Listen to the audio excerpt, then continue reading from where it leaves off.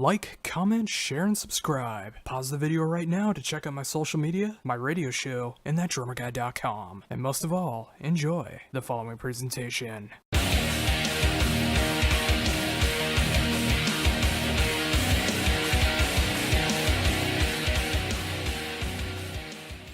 Hey, how's it going?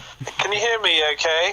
Now I can, yes. Okay, great. It must be something to do with my laptop. Really, really strange. The only thing I can think is maybe it needs to be updated or something like that. But hey, it's working on my phone, so that's all good. Awesome. Yeah, the same thing happened to me yesterday when I was doing an interview. I was just about to start, and then all of a sudden Skype wouldn't load, and it was just all this different problems. So then it comes with the territory. Yeah, for sure. I've had like some really interesting experiences doing the kind of promo trail on this album where my internet will just completely drop out, and I'll like the interviewer will be asking me certain things, and like I'll only get like half of the question. So hopefully that doesn't happen tonight as well, but we'll see. Yeah, we'll try to make it work out. But with that, man, I'm so thankful for you to take the time to be able to talk to me about this brand new album from Tax the Heat, Change Your Position, which is coming out the 9th of March. Absolutely, no worries at all. It's a pleasure.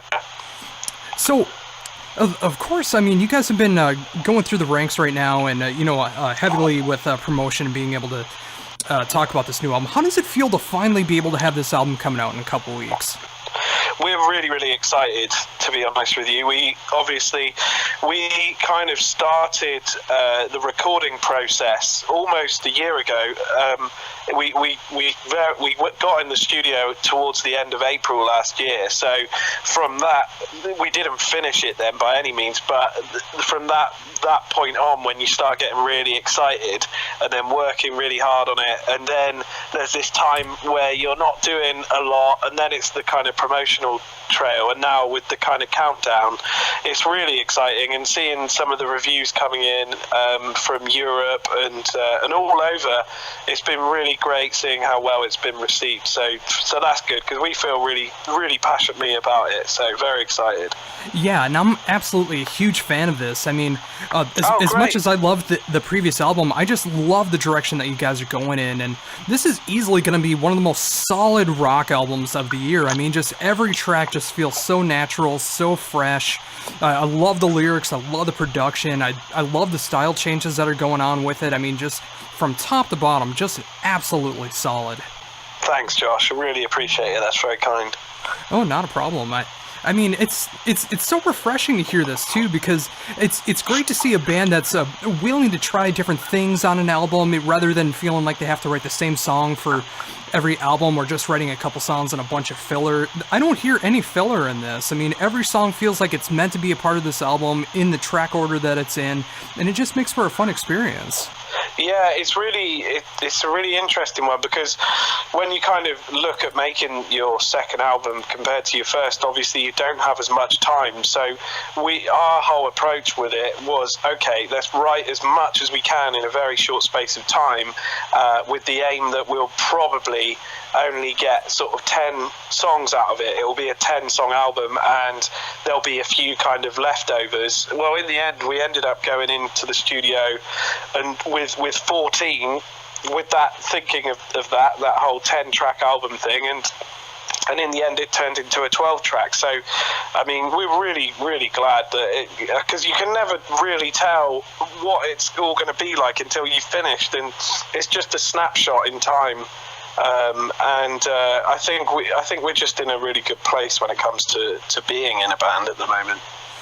It makes me get reminded of that expression: you have your whole life to make your first album and about 18 months to make your second album. And it's great to see that you guys are able to take that time crunch of having like a set date that you have to be done by, and then send it off to the label and everything that goes with it.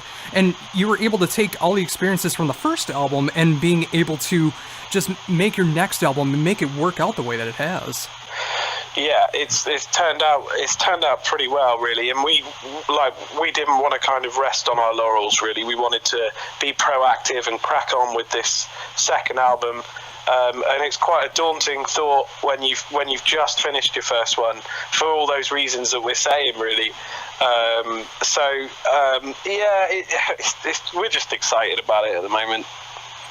So with that, I mean, obviously with having more of a time crunch than you did with the first album, and when you were finally getting into the songwriting process, was there any direction that you really wanted any particular songs to go in, or did you just let everything come natural? I think we just let everything come natural, and it became apparent once we hit a stride that it was actually feeling fairly cohesive and also kind of original, and it felt like Tax the Heat to me anyway. It felt like if the first album hinted at many different things, this one felt like we'd kind of arrived in some weird roundabout way, and the first batch of ideas that I took to the band, they kind of met with a bit of a lukewarm kind of response. I think I was very excited about them because I hadn't had any songs come to me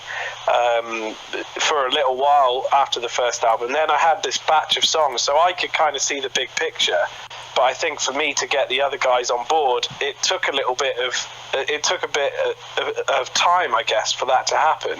But it was when we did All That Medicine, the song on the album, that everything kind of clicked, and it was like, I think after that point, everybody really knew where we were going with it, and it had its own feel, and it was punchy, and it was kind of, it just gave us the vibe and the blueprint that we wanted. Yeah, and I'm just going to ask if there was a particular song where things finally started to click with this album. It's great to hear that it was All That Medicine. I mean, it feels like such a great natural song for the band, and it's great to see that was one of the songs that really pushed where the album was going to go. Yeah, it did for sure. It did, and actually the original version of All That Medicine that we were demoing had the chorus of a song called On the Run, which is on the album, and both things sounded good, like the verse riff of All That Medicine and the chorus, but they didn't sound right together, and then they kind of turned into two separate songs that are quite different, and All That Medicine was just all about that riff and the groove, and it kind of wrote itself, really. And with that, I mean, obviously with being able to get the riffs together and the rest of the band to fill out the songs, how did you approach things when it came to the lyrical content? In a variety of ways, really. The first batch, I'd say, stuff like all That Medicine, that was very much a kind of pen to paper, let it kind of happen, what's happening in your head, let it flow out situation, and it just worked with the funky vibe of the track. But then in some of the other songs, there was so much happening in the world at the point of writing it that it just all kind of came out in the lyrics and inspired me to write about certain things and think of certain situations, definitely from a kind of social aspect, seeing lots of conflict and division happening in society, and seeing people blaming other cultures and other people for problems, and this whole blame culture, and also being kind of believing what you're fed and not questioning it, and all of these sort of themes were running and coming out once we started writing, and it was just really therapeutic to do it that way as well. Like, lyrics would just be popping into my head whenever, even when I wasn't with a guitar, I'd just be like walking down the road and I'd get a verse ping into my head, and I'd think, oh god, I gotta write that down. Where's that come from? And it was such an interesting time to write music. And is that where the title came from for Change Your Position, because of all these things that are going on? Yeah, definitely. That in particular was a big one. That's all about seeing this whole blame culture and society division, and see it like from the kind of Trump campaign trail, and over here with things like Brexit and all of these things kind of happening. And the song came about quite naturally, and the first verse, just I literally had the whole of the verse mapped out before I'd even picked up a guitar. It just kind of made sense to me perfectly. And as for an album title, it worked on a few levels because of the nature that it was a new step for the band. It's our second album. There's a change. We all feel that happening within the band. We've found a new place, and also it felt like that in the world. Things are changing right now in quite a rapid way. And questioning that, should you change your position on certain things? It just seemed to work. Yeah, and for better or worse, at least when it comes to lyrical content, when you look at the outside world, there is a lot that you can capture. I mean, no matter where anyone stands politically, or just seeing the climate of the world right now, I mean, there's so many different ideas and opinions and blaming that's going on, and whether being able to get that therapeutic feeling of getting your thoughts and opinions down on a song, getting in that vocal booth and being able to just take your heart into it and be able to show off those emotions. I mean, that's going to be a great feeling when you get done and realize that you have that purging feeling of getting those opinions and thoughts out there. Absolutely it does, because it's not, I mean, I'd like to think that this music doesn't alienate anybody. I like to think that Tax the Heat is a band for everybody. If you're into pop or metal or whatever, it's all about, it's like if you come to our gig, it's still all about having a good time. And I think that is really, really important. But I also think if ideas and beliefs and opinions can be quite damaging and hurtful, then that's where you need to change your position. That's where you need to question some of this stuff. And it's been really interesting hearing how a lot of people have come up with their own opinions and theories on the lyrics, especially with that song, all over Europe, because I mean, I'm very aware of what's happening in the UK, and we hear of things in the US and pockets of Europe, but not completely, and I've been doing interviews with people sort of all over the place, from the Czech Republic to Italy to Spain, France, and there's all this stuff happening in all these other places, and I think it's really nice if people can find their own reasons and meanings to these songs, and kind of make it fit to whatever they're seeing and whatever's happening to them. Yeah, and that's such a great way to look at it too, and that's what I appreciate. Even though you have a clear idea of what you want the lyrics to be about, when you're able to make lyrics and the listener is able to take their own thoughts and reactions to it and be able to have it mean something to them, I mean, that's what really stands out in lyrical sense, being able to have lyrics like that and really being able to appreciate that.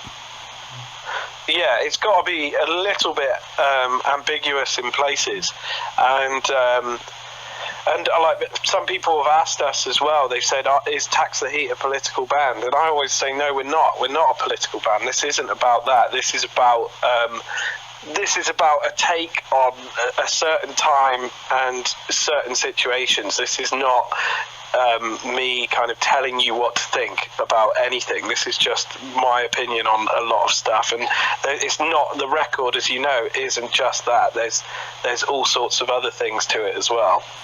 Yeah, and at least from my opinion, being from America and being able to listen to these lyrics, I mean, with a song like Change Your Position, I mean, the way I look at it is to learn, discover new things, see if there is anything that you didn't know before, and be able to have your opinion change because of that. I mean, no matter what side you're on, always do research, always discover new things, and learn. Absolutely. Listen to the arguments and listen to where people are coming from.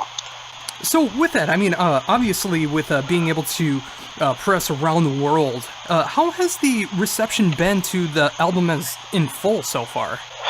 We've got reviews from a lot of the European magazines, and that's been really nice. Like, and obviously being on a label that's like Nuclear Blast is predominantly a heavy metal label, so a lot of the press you end up getting can be on the heavier side of things, but they've actually really dug what we've been doing. So we've got really nice reviews. Actually, just before I got on the phone to you, I saw we got one, the UK ones have started, and we just got one through that was a 9 out of 10 review on a blog site. So it's great. It's great that people are liking it. Yeah, and that's the great thing about Nuclear Blast. I mean, they're able to have like these very heavy metal bands, but they're also able to have a band like Tax the Heat, and when you look at it, it all makes sense to have these kind of bands on the same level, being able to show off all these different sides of what you can do with a guitar. Yeah, definitely. It seems really strange and narrow-minded to think that you shouldn't be able to do that. Like, I don't know. It's weird to me that it's absolutely fine. Like, why would it ever be a problem if these guys have got the experience that they've got, and they know this much about music, and they've got the faith to back a band that isn't a heavy metal band? Then surely there's something in it, and you've got to trust it, and trust their ears. They wouldn't do it otherwise. That's their jobs, you know. That's what they do. So, yeah, to me, I think it's great, and I think more power to them. You know, like we're probably one of the most different bands that they have on their label for that respect.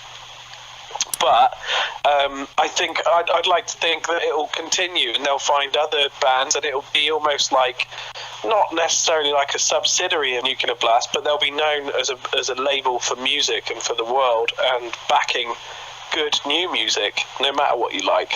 Oh, I couldn't agree more. And speaking of that, of course, with the new album coming out and being able to have a label like Nuclear Blast on your side, I mean, it's going to be a great feeling for the eventual live dates that are coming up to be able to represent this album live.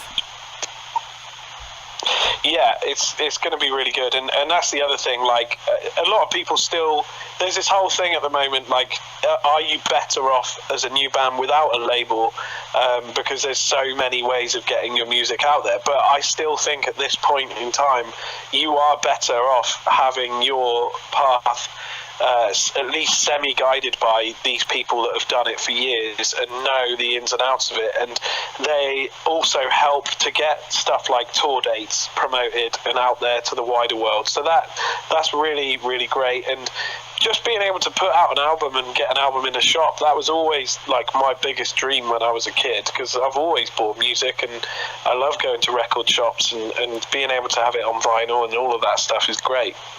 So, yeah, we're looking forward to the tour, and we're going to, at the launch party show, we're going to be doing the album from start to finish as well as some of the older stuff. So that's going to be a real challenge, but again, a really exciting challenge to do.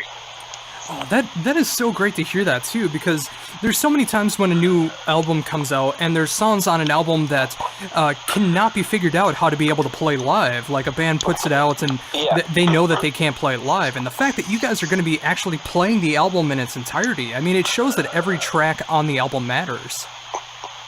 Yeah, for sure. And we've already said, like, this might never happen again, like, where we play the album start to finish. It might be just a one-off.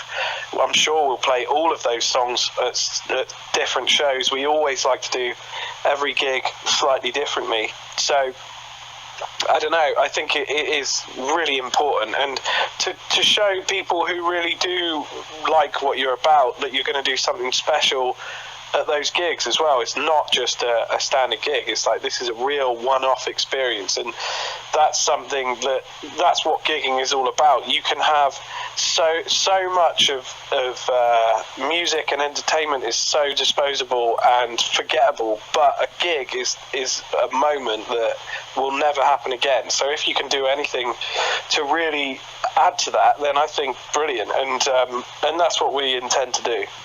Yeah, and that's going to be a great feeling for you as well, like going forward.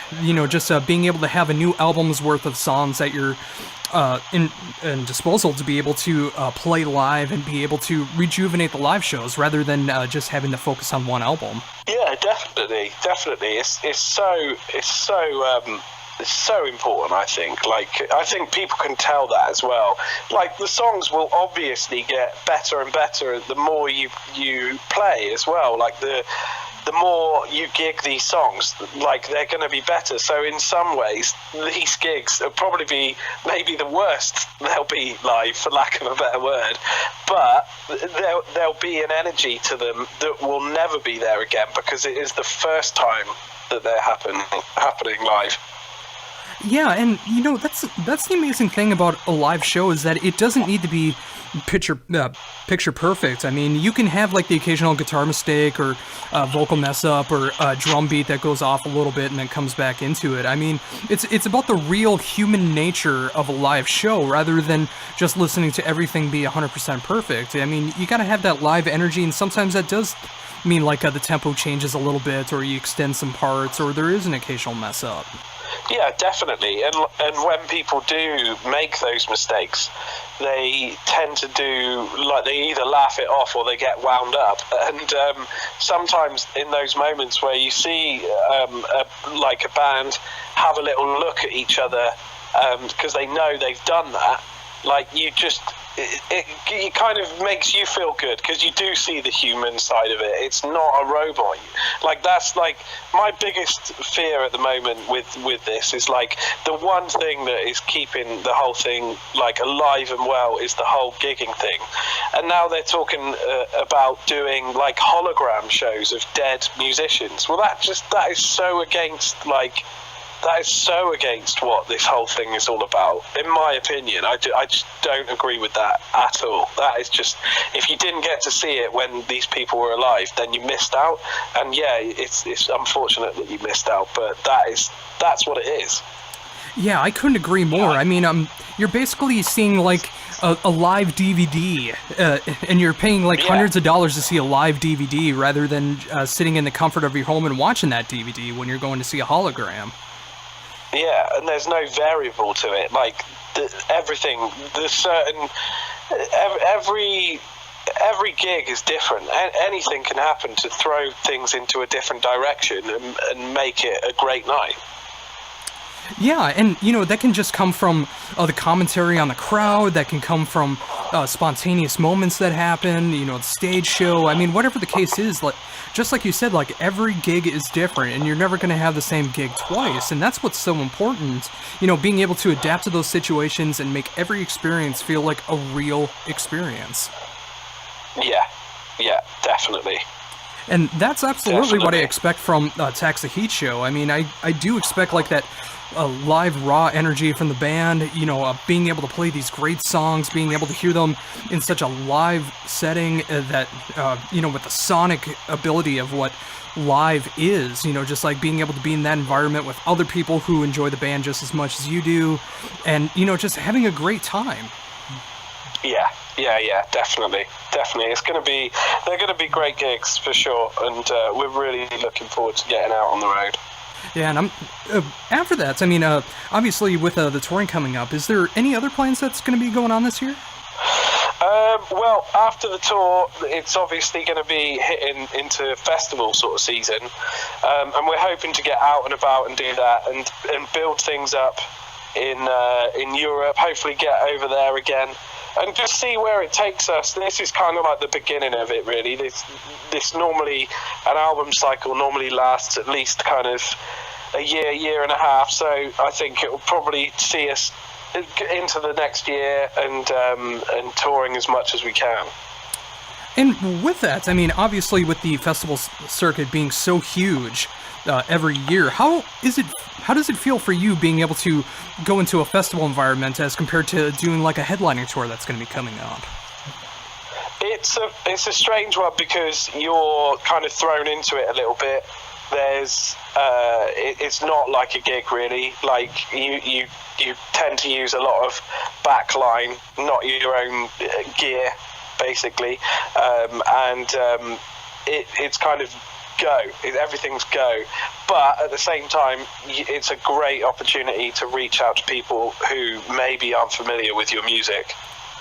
Yeah, and I've always found that to be the case as well when it comes to the festivals, because, you know, it's like there's obviously bands like Tax the Heat, there's heavier bands that show up, there's the legendary bands that show up, and you never know who you're going to make a new fan of when you get to play those shows. So, I mean, when you get the opportunity to do those, you always have that possibility of growing your fan base. Yeah, it's so important now. I think especially for younger crowds, younger fans, like, this is how they are learning about bands. They go to festivals.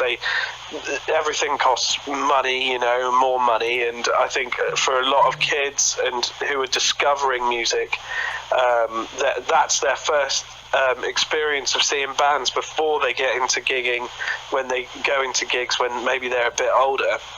And I think that is so vital for rock to survive. It's got to appeal to younger people, younger crowds, and I think that this is the way to do it, getting out to festivals all over the world and playing the music that you love. Oh, I couldn't agree more, and I'm glad to see that you guys have that mindset too. I mean, being able to grow the fan base in any way you can, I mean, whether it's a headlining show, whether it's putting out a new album, the festival circuits, social media, whatever the case is, you know, just being able to grow what the band is, keeping your musical integrity, and just having fun while you're doing it. Yeah, for sure. Well, awesome. Well, once again, thank you so very much for taking the time to be able to talk to me about everything that's going on with Tax the Heat, including the brand new album, Change Your Position, which is coming out the 9th of March through Nuclear Blast. I've gotten the chance to be able to check this out, like I said earlier, and I love the album from start to finish. I just love the whole energy that's going on with it. I imagine the live shows are going to even have a better energy to it than the album represents, and I already love that. And it's great to see how happy you guys are with the album, being able to promote this the way that you are, the live shows that you're doing, and it's just awesome to see this kind of music in 2018 making such a huge impact, and I just know it's going to get bigger and better from here on out. Thank you very much. Well, that's what we hope for, you know, and we're gonna continue it, and we're sticking to our guns, you know. It's got to happen. Before we wrap things up, is there anything else you'd like to mention that I hadn't brought up yet? I would just say, like, if you like the music, then it's all about just trying to follow this band and keep up to date with what we're doing, because we're always trying to do more. We would love to come and play in the US, obviously, as well, and get across and play that side of the world. So yeah, definitely just stay in touch and follow what we're doing.